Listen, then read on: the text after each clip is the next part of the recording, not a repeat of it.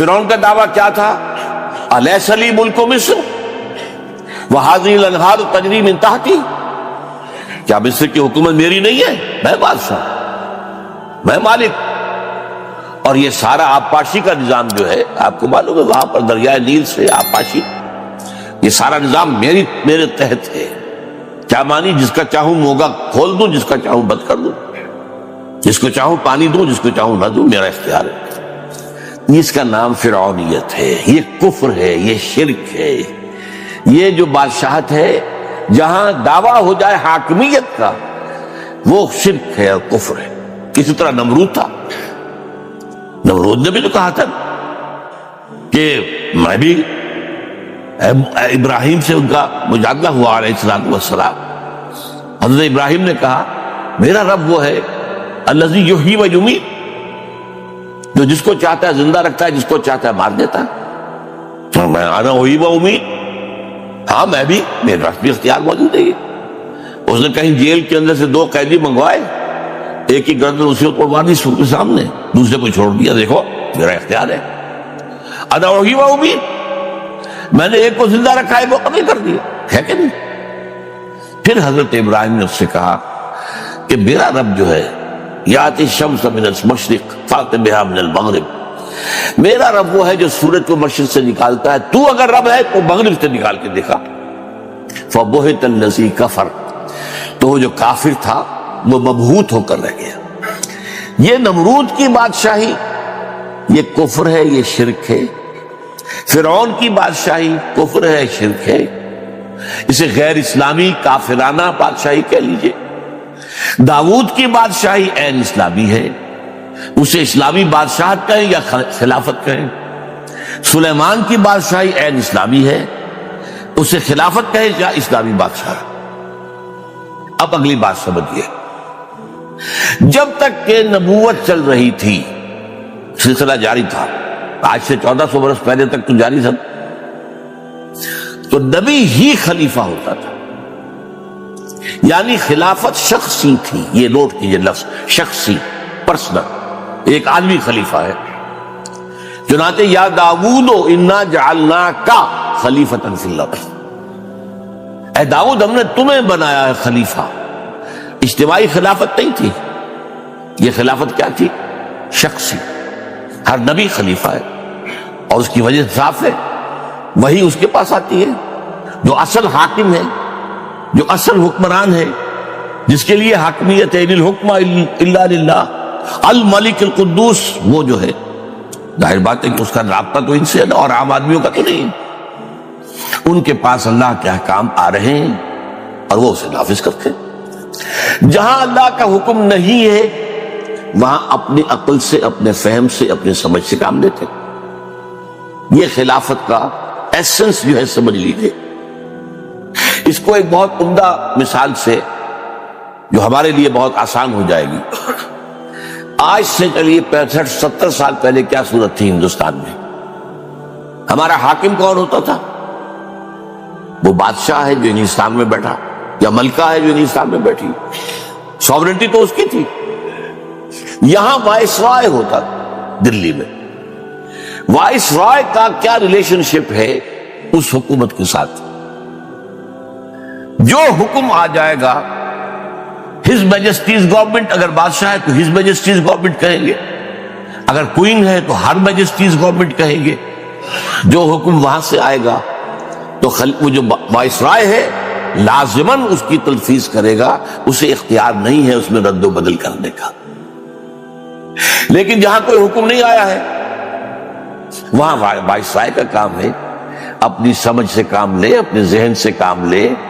دیکھیں موجودہ جو حالات ہیں، جو گیون سرکمسٹانسز ہیں، اس میں ہماری جو مملکت ہے، امپائر جو ہے، اس کے انٹرسٹ میں، اس کے مفاد میں کیا فیصلہ کرنا چاہیے. لیکن فیصلہ کون کرے گا؟ وائس رائے کرے گا. اس لیے کہ حکومت وہاں سے اصل حاکم کی طرف سے کوئی فرمان نہیں آیا. بس یہ ہے وائس ریجنسی کہہ لیجیے اس کو، یہی خلافت ہے. جو حکم اللہ کی طرف سے آ گیا وہ نافذ کرنا ہے. اس میں نبی کو اختیار نہیں ہے کوئی تبدیل کر دینے کا. البتہ جہاں کوئی حکم نہیں ہے وہ نبی جو ہے اپنی فہم، اپنی سوچ، اپنی صلاحیت، اپنی ذہانت، اس سے کام لے کر جو فیصلہ چاہے گا کرے. اچھا، یہ کب تک سلسلہ چلا ہے؟ جب تک نبوت جاری تھی. اس سلسلے کی آخری کڑی کون تھے؟ محمد رسول اللہ صلی اللہ علیہ وسلم. اب ہم یہ کہتے نہیں ہیں حضور کو کہ حضور خلیفہ تھے. حضور کی شان جو ہے بہت بلند ہے، لفظ خلافت سے اونچی ہے. اس لیے جو اصل اونچی شان ہے، خاتم المرسلین ہے، خاتم النبیین ہے، سید الانبیاء ہے، محبوب رب العالمین ہے. تو آپ جب بھی نام لیں گے آپ کو تو ہم اس حوالے سے لیں گے. لیکن آپ یہ سوچئے کہ مدینے میں جو چھوٹی سی ریاست قائم ہوئی اس کا حاکم کون تھا؟ حضور تھے. حضور خلیفہ تھے نا. جو بھی آ رہا ہے حکم حضور کو آ رہا ہے، حضور اس کی تنفیذ کر رہے ہیں. جہاں نہیں ہے آپ اپنی اجتہاد سے، اپنی سوچ سے، اپنے غور و فکر سے نتیجہ نکالتے ہیں. اب یہ بھی ہوتا تھا بعض معاملات کے اندر حضور نے ایک فیصلہ کیا، اللہ تعالیٰ کی طرف سے اس کی نفی ہو گئی. آپ نے ایسا نہ کیجیے، ٹھیک ہے بدل دیں گے. آپ نے قسم کھا لی تھی آج کے بعد میں یہ شہد دوبارہ نہیں کھاؤں گا، وہ آپ کو یاد ہے سورہ تحریم کی پہلی آیت، یا ایھا النبی لم تحرم ما احل اللہ لک تبتغی مرضات ازواجک. روک دیا گیا. یہ بھی ہو سکتا ہے کہ حضور کا ایک اجتہاد ہو اور اللہ نے اس کے اوپر جب کوئی نفی نہیں کی تو وہ گویا کہ شریعت کا حصہ بن گیا. لیکن بہرحال جو حکم آیا ہے اس کی تنفیذ کرنی ہے، اور جہاں کوئی حکم نہیں ہے اس میں نبی کو اختیار ہے کہ اپنے اجتہاد سے، اپنے سوچ بچار سے، اپنے فہم کے مطابق فیصلہ کرے. یہ حیثیت رہی ہے حضور کی. مدینے کے 10 سال جو ہے ریاست جو بن گئی تھی، جو سن 8 ہجری کے بعد آپ کو معلوم ہے کہ وہ پورے عرب کی حکومت ہو گئی تھی. جب قریش بھی جو ہے انہوں نے اپنی شکست مان لی اور مکہ فتح ہو گیا، تو اگرچہ عرب میں کوئی فارمل حکومت نہیں تھی کہ اس کا صدر مقام مکہ ہو، نہیں، لیکن مکے کو وہ حیثیت حاصل تھی جسے ام القریٰ کہا گیا. مرکزی بستی وہی تھی، مذہبی مرکز وہی تھا. سب بت وہاں رکھے ہوئے تھے تمام قبیلوں کے، اور اس کے کسٹوڈین قریش تھے. تو گویا کہ قریش کی ایک طرح سے معنوی طور پر پورے عرب پر حاکم تھے. ان کے قافلوں کو کوئی چھیڑتا نہیں تھا، اور کسی کا قافلہ بچ کے نکل نہیں سکتا تھا. لوٹ مار یہ ان کا پیشہ تھا. کوئی تجارتی قافلہ بچ کے کیسے نکل جائے گا؟ ہاں قریش کہا بھائی اس کو ہاتھ نہیں لگانا. کیوں کہ ان کے پاس تو ہمارے معبود رکھے ہوئے، ہمارے خدا جو ہے وہ ان کے پاس جو ہے وہ تو یوں سمجھیے کہ ہاسٹیج ہے ان کے پاس. اگر وہاں ان کی گردن مروڑ کر پھینک دے باہر تو ہم کیا کریں گے؟ تو اسی لیے ان کو گویا کہ معاشی اعتبار سے اور سیاسی اعتبار سے فوقیت حاصل تھی پورے عرب. اس لیے جب مکہ فتح ہو گیا تو اب سمجھا گیا پورا عرب جو ہے تابع ہو گیا. اب اسلامی ریاست قائم ہو گئی عرب کے اندر، اور اس میں خلیفہ کون تھے؟ محمد الرسول اللہ صلی اللہ علیہ وسلم. اب دیکھیے اب حضور کے بعد کیا ہوگا؟ نبوت تو ختم ہو رہی ہے، حضور کے بعد کوئی نبی تو نہیں آنا، آپ خاتم النبیین. حضور کے بعد خلافت کیسے ہوگی؟ یہ مسئلہ ہے جو سورہ نور کی ایک طویل آیت میں حل کیا گیا. ان میں فرمایا گیا وعد اللہ الذین آمنوا منکم وعملوا الصالحات. اے مسلمانوں، اللہ کا وعدہ ہے تم میں سے ان لوگوں کے ساتھ جو ایمان کا حق ادا کریں اور عمل صالح کا. یہ 2 شرائط ہیں. وعد اللہ الذین آمنوا منکم وعملوا الصالحات. 3 وعدے ہیں اللہ کے. لَيَسْتَخْلِفَنَّهُمْ فِي الْأَرْضِ كَمَا اسْتَخْلَفَ الَّذِينَ مِنْ قَبْلِهِمْ. لازماً خلافت عطا کرے گا انہیں زمین کے اندر جیسے کہ ان سے پہلوں کو عطا کی تھی. اب یہاں جنہیں تھوڑی سی بھی عربی کی شذ ہے، وہاں تھا یا داؤد انا جعلنا کا یہ واحد کا صیغہ ہے. اے داؤد ہم نے تمہیں خلیفہ بنایا، لہذا لوگوں کے مابین فیصلے کیا کرو عدل کے ساتھ. اپنی خواہش نفس کی پیروی نہ کرنا، وہ تو تمہیں جو ہے اللہ کے راستے سے ہٹا دے گی. یہاں جمع کا صیغہ آ گیا لَيَسْتَخْلِفَنَّهُمْ. ان کو ہم خلافت دیں گے زمین کے اندر جیسے کہ پہلوں کو دی تھی. وَلَا يُمَكِّنَنَّ لَهُمْ دِينَهُمُ الَّذِي ارْتَضَىٰ لَهُمْ. اور لازماً استحکام عطا فرمائیں گے زمین میں، تمکن عطا فرمائیں گے ان کے دین کا جو کہ اللہ نے ان کے لیے پسند کر لیا ہے. اسلام، ان الدین عند اللہ الاسلام، اللہ نے پسند کر لیا، اس نے تم پر مکمل کر دیا۔ الیوم اکملت لکم دینکم واتممت علیکم نعمتی ورضیت لکم الاسلام دینا، اب دین یہی ہے۔ تو فرمایا اس دین کو اب تمکن حاصل ہو جائے، اس کی حکومت قائم ہو۔ وَلَا يُبَدِّلَنَّهُم مِّن بَعْدِ خَوْفِهِمْ أَمْنًا، اور بدل دے گا ان کی خوف کی حالت کو امن سے۔ یہ خوف کی حالت سے مراد کیا ہے؟ آپ کو معلوم ہے مدینے کی چھوٹی سی بستی ہر وقت کھٹکا رکھتا تھا کہ ادھر سے کوئی آ رہا ہے، ادھر سے کوئی آ رہا ہے، فلاں قبیلہ حملہ کرنے والا ہے، فلاں قبیلہ حملہ کرنے والا ہے۔ کتنی مرتبہ تو قریش چڑھ کر آئے، پھر اس کے بعد جو ہے غزوہ احزاب، یعنی یوں سمجھیے اذ جاؤکم من فوقکم ومن اسفل منکم، وہ اوپر سے شمال سے بھی آئے، جنوب سے بھی آئے، اور پھر یہ کہ جو نجد کا علاقہ تھا اونچا وہاں سے بھی آئے۔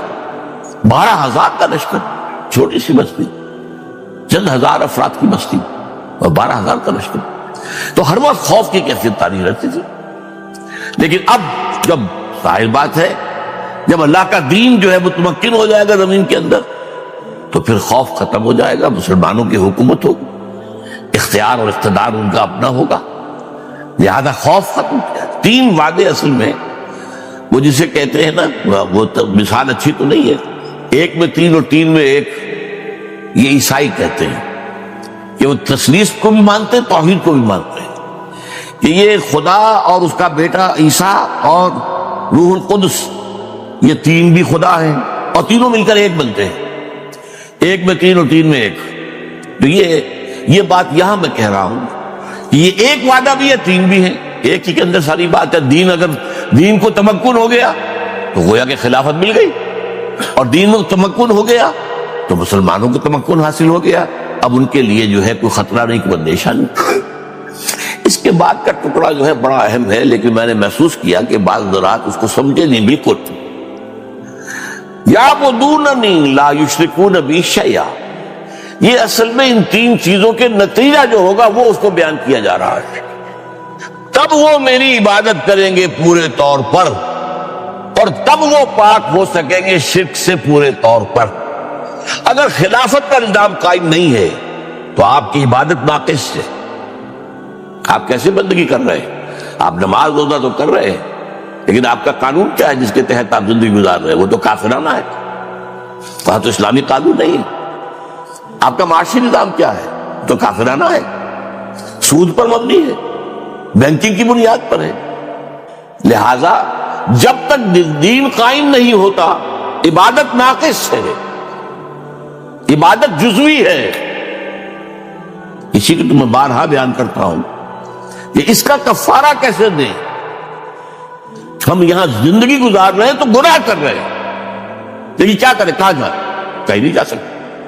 کہیں دنیا میں اسلامی حکومت ہو تو ہمارا وہاں جا کر ہجرت کر کے وہاں جانا فرض ہو جائے گا، ہے ہی کہیں بھی نہیں ہے۔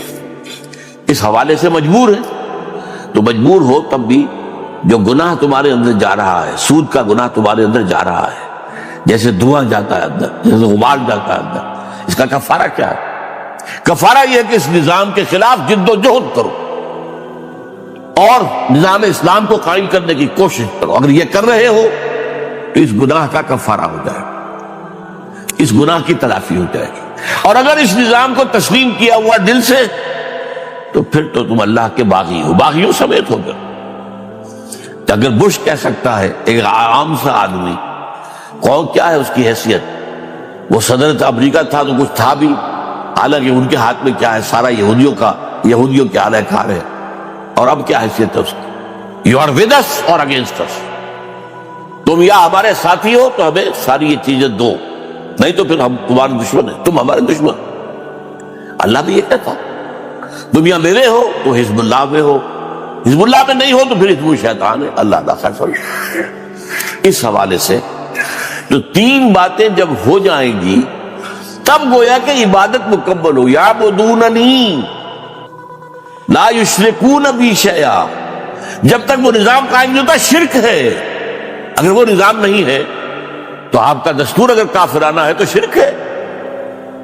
اگر کوئی بادشاہ بن کر بیٹھا ہوا ہے مطلق کہ جو چاہوں قانون بنا لوں، شرک ہو گیا۔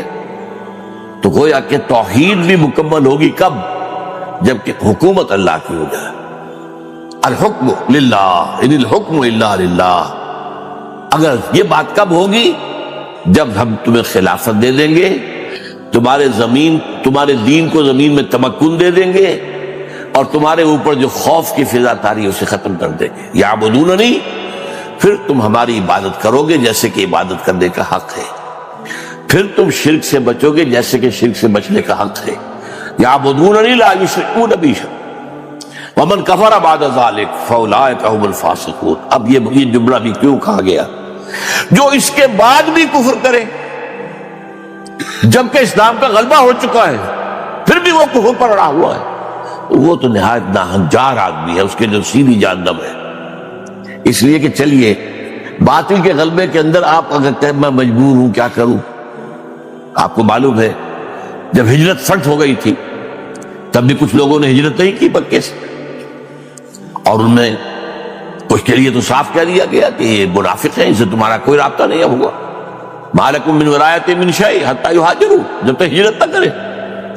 لیکن یہ کہ بوڑھے، ضعیف، بیمار، جو راستہ نہیں جانتے، عورتیں، سفر کے کوئی کا ذریعہ نہیں، ان کو معاف کر دیا گیا، ان کا معاملہ اور ہے۔ تو اس لیے اگر تو کوئی شخص جو ہے مجبوری کی حالت کے اندر، چونکہ غلبہ اس کا ہے، اور اس کے اندر آپ سوچئے ایک شخص سارا دن محنت شاقہ کر کے، محنت شاقہ 12 گھنٹے، آج کل سرکاری ملازم بھی جو ہے ان میں سے آپ دیکھیں گے کہ 8 گھنٹے اگر سرکار کے ملازمت کرتے تو کہیں شام کو کوئی اور جاب کرتے ہیں، تب کہیں جا کر بچوں کے لیے 2 وقت کی روٹی کا انتظام ہوتا ہے، اور جو عام مزدور ہے ان کا جو حال ہے، اب ان کے لیے تو ظاہر بات ہے کوئی اور جد و جہد کرنا ممکن نہیں ہے۔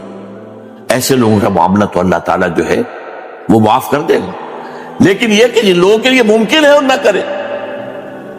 فَأُولَٰئِكَ هُمُ الْفَاسِقُونَ۔ اب دین کا غلبہ بھی ہو گیا، اب بھی وہ دین کے اوپر آنے کو تیار نہیں۔ اب وہ امتحان تو نہیں رہا جو پہلے تھا۔ پہلے تو جب غلبہ جو تھا کفر اور شرک کا تھا تو ایمان لانے کا مطلب کیا تھا؟ کانٹوں بھرا بستر، آپ کو تکلیفیں ہر طرف سے آئیں گی، آزمائشیں آئیں گی، ستایا جائے گا، مارا جائے گا۔ لیکن اب تو بات ختم ہو گئی۔ بہرحال یہ کو اس آیت کو میں نے آج چاہا کہ ذرا اس کے جو آخری حصہ ہے اس کو سمجھنے میں بڑی کمی ہوتی ہے لوگوں کی، کہ اس کا مراد کیا ہے وہ میں نے آپ کے سامنے بیان کر دی۔ اب کیا ہوا کہ اب خلافت جو ہے وہ اجتماعی ہو گئی۔ لَيَسْتَخْلِفَنَّهُمْ فِي الْأَرْضِ۔ اب اسی کو دیکھیے، یہ جو سفر دین نے طے کیا، دین میں پہلے شخصی خلافت تھی، اس کے بعد اجتماعی خلافت مسلمانوں کی، اہل ایمان کی۔ شرط کن کی ہے؟ الذین آمنوا منکم وعملوا الصالحات، یہ 2 شرط۔ یہی سفر طے کرنا پڑا ہے بالآخر ملوکیت کو بھی، بادشاہت کو۔ پہلے بادشاہ تھا حاکم مطلق، اس کے بعد کیا ہوا؟ وہ کام جو اسلام نے 1400 برس قبل کیا تھا، وہ کام آج سے 300 برس پہلے یورپ سے شروع ہوا، بادشاہت کا خاتمہ، جمہوریت کا آغاز۔ لیکن یہ جمہوریت کیا ہے؟ یہ کافرانہ اور مشرکانہ جمہوریت ہے۔ جیسے میں نے کہا تھا اسلامی بادشاہت اور کافرانہ بادشاہت۔ اسلامی بادشاہت داؤد اور سلیمان، اور کافرانہ بادشاہت نمرود اور فرعون۔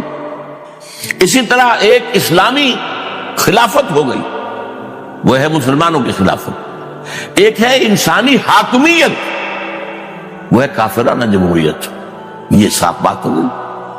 یوں سمجھیں، میں اسے اس طرح عام لوگوں کو سمجھایا کرتا ہوں کہ فرعون فرض کیجئے اس کے سر پر ٹنوں گندگی رکھی ہوئی ہے، گندگی جو ہے ٹنوں کے حساب سے اس کے سر پر ہے۔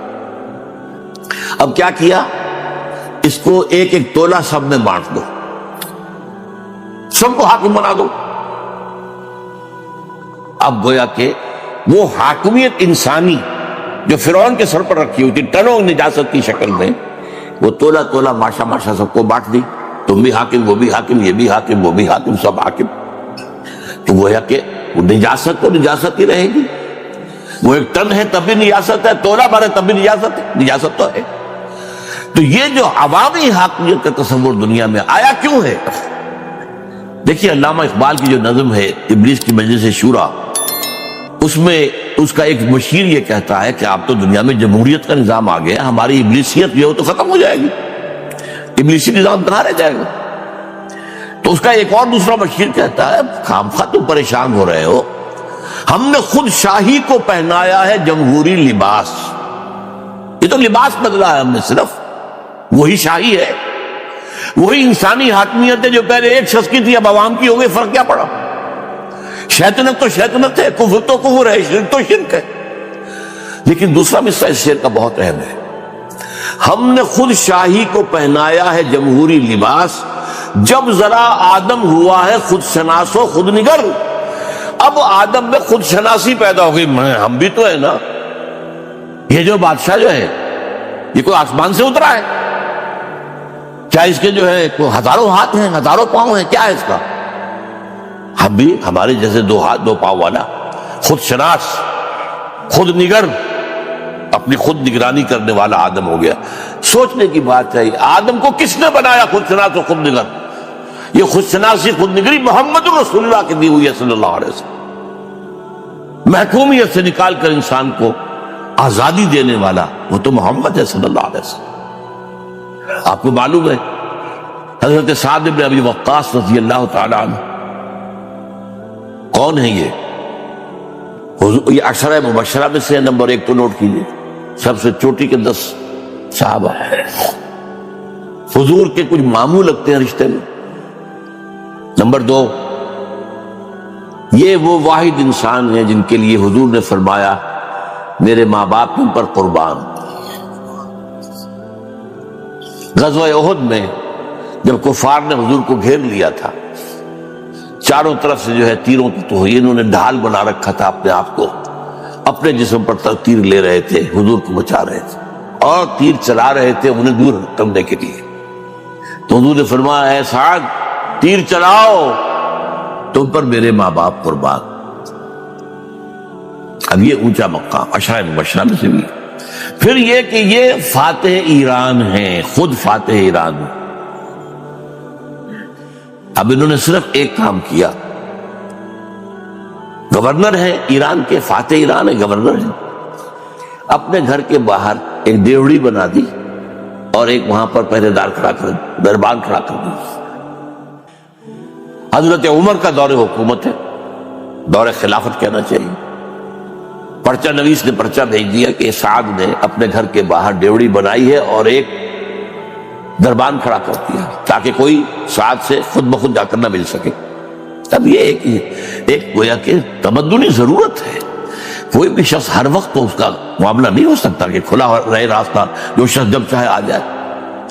آپ کو معلوم ہے کہ سورہ نور کے اندر بھی ہے کہ اگر تم کسی سے ملنے جاؤ، یا تو تم نے وقت لیا ہوا تو اس پر واجب ہے کہ آپ سے ملاقات کرے، اگر نہیں ہے تو آپ کا یہ حق نہیں ہے کہ لازماً وہ کہے آپ سے ملے آ کر۔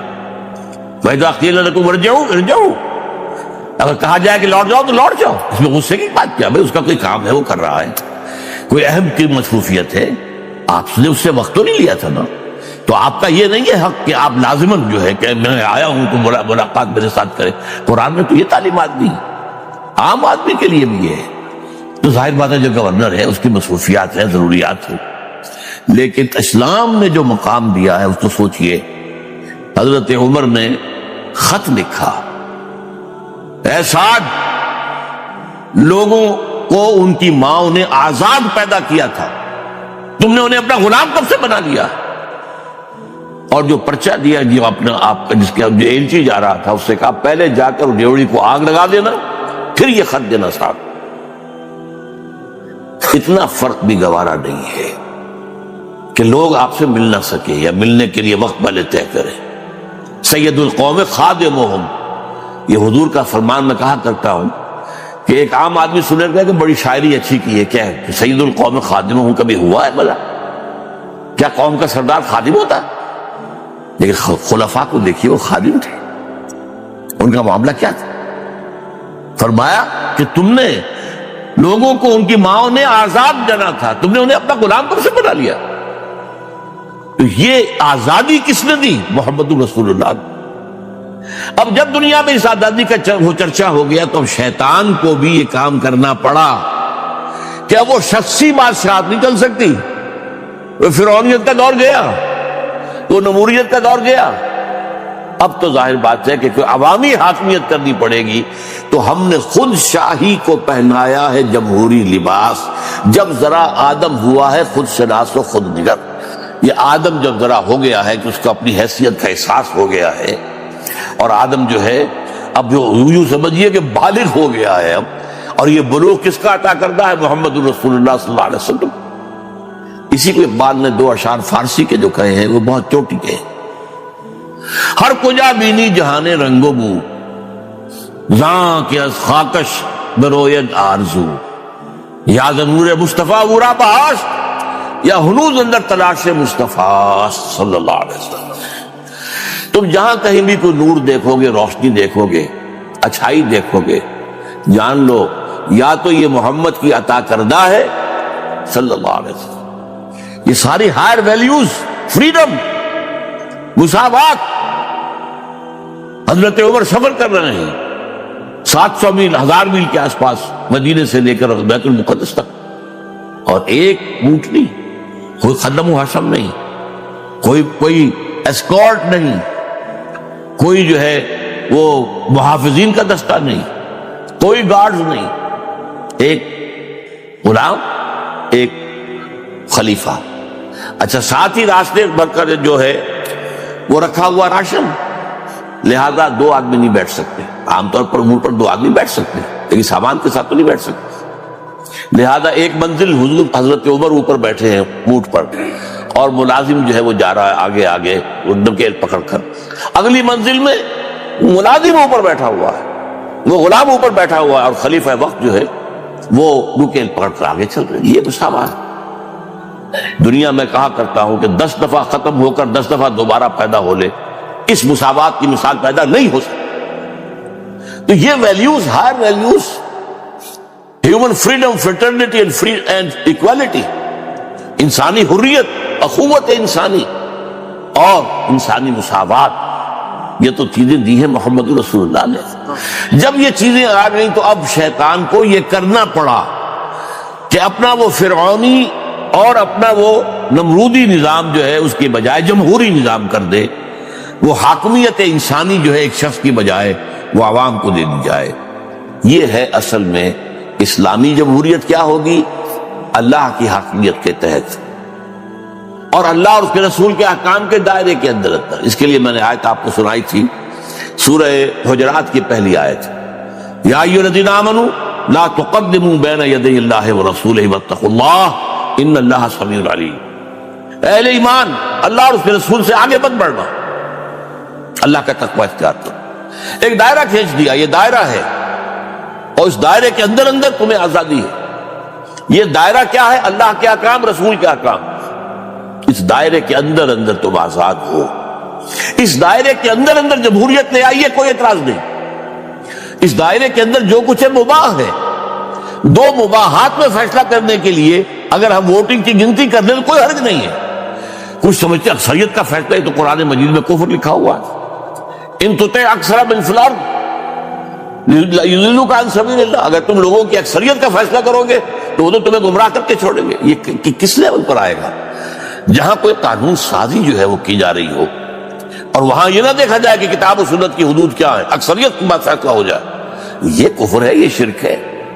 لیکن قانون سازی کتاب و سنت کی حدود کے اندر ہے تو یہ کوئی کفر نہیں ہے، شرک نہیں ہے، کیونکہ اس دائرے میں جو کچھ ہے مباح ہے۔ اب دو مباحات میں فیصلہ کرنا وہ آپ گنتی کر لیجیے۔